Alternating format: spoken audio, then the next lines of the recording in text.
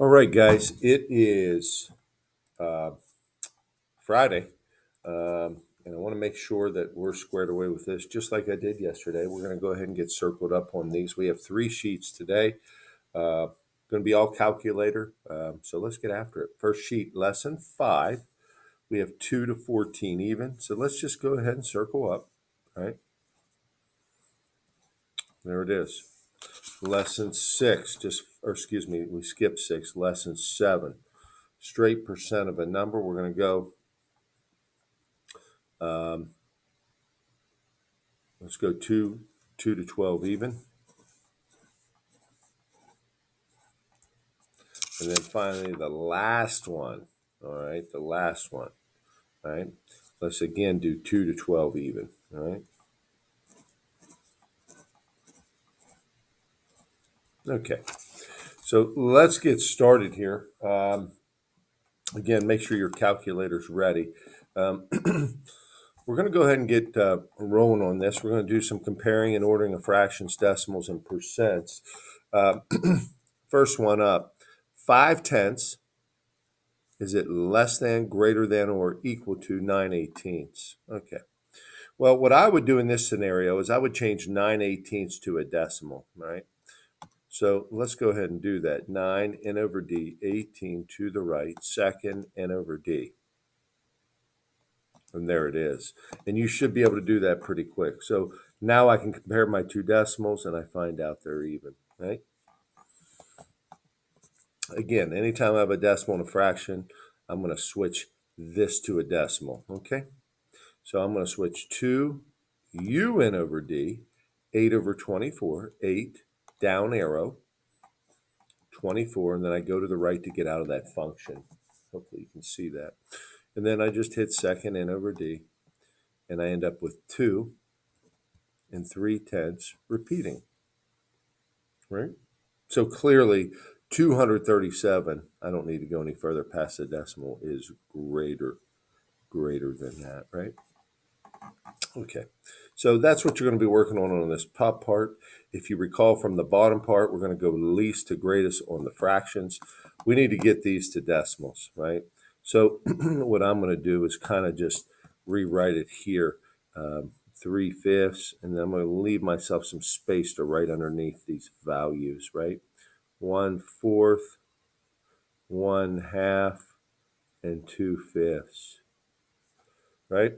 Okay. Now, some of these I know, like half of a dollar is 50 cents. A fourth of a dollar is 25 cents. Let's go ahead and switch 2/5 and 3/5 to a decimal. 2n over d5 to the right. If I want to switch that to the decimal, you'll see it's 4/10, right? So let's write that down. And then finally 3/5, 3n over d5 to the right. It's 6/10. So now, least to greatest, we're looking for the smallest decimal, 0.6, 0.2, 0.5, 0.4. We always go left to right. There it is.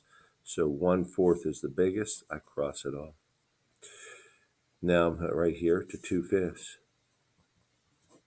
Cross it off. 1/2, and then 3/5, right? So that's kind of where we are, and I actually forgot to circle that one, so we actually did one homework problem, least to greatest. So again, relying on your calculator there. Let's flip it over to lesson 7. Again, we skipped 6. Now, when we did this, I just had you do it directly with the calculator. I'd like you to set this up with a proportion if you could. Um, um, so it's not kind of mandatory on this one, but it is on lesson 8. But let's take a look at this, and I'll show you what I mean. 160% of 19. So what I do is I take 160 and I put it over 100 because it's a percent, equals 19. 160% of 19. We have the whole. We're looking for the part, right? Now, remember, we're going to multiply these two. 160 times 19 is 3,040. I'm going to circle that. And then what I do is I divide that by 100. Okay? So I've taken these two and multiplied them, and then I'm going to divide that by the only number that's left, 100. And when I do that, I end up with 30 and 4/10. X equals. And it's going to be greater than this because it's a percent greater than 100, right? Okay, let's try one more. And let's do number 3. I got to quit doing your homework problems. 9/10%, so 9/10 out of 100, all percents are out of 100, equals X out of 54. They're giving us the whole 54. We need to find 9/10 of that. So let's go. 0.9 times 54 is 48 6/10.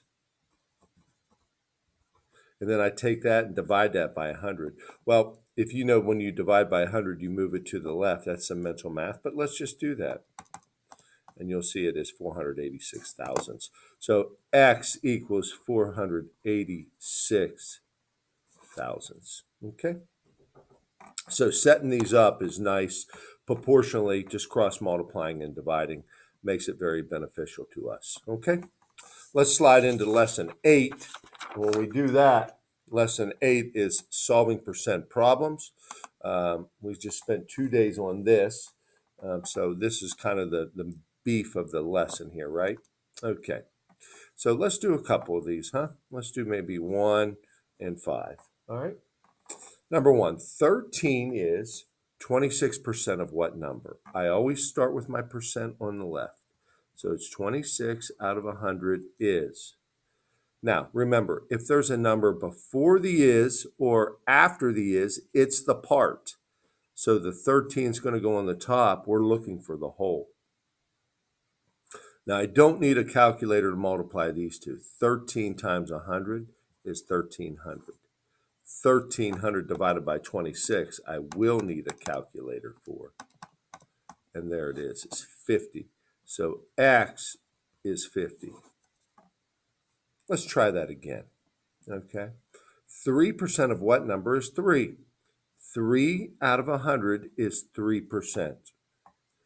There's a number after the is, so I know that is the part, and I'm looking for the whole.